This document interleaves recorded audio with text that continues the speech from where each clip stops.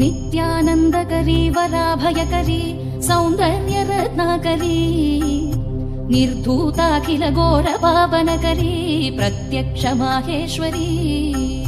प्रालेयाचलवंशपावनकरी काशीपुराधीश्वरी भिक्षां देहि कृपावलम्बनकरी मातान्नपूर्णेश्वरी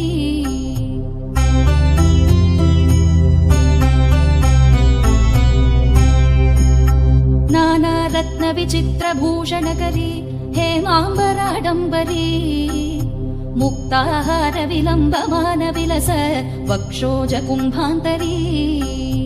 काश्मीरागरुवासितारुचिकरी काशीपुराधीश्वरी भिक्षां देहि कृपावलम्बनकरी मातान्नपूर्णेश्वरी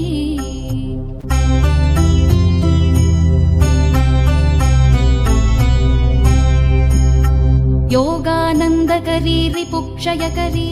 धर्मार्थनिष्ठाकरी चन्द्रार्कानलभासमानलहरी त्रैलोक्यरक्षाकरी सर्वैश्वर्यसमस्तवाञ्छितकरी काशीपुराधीश्वरी भिक्षां देहि कृपावलम्बनकरी मातान्नपूर्णेश्वरी।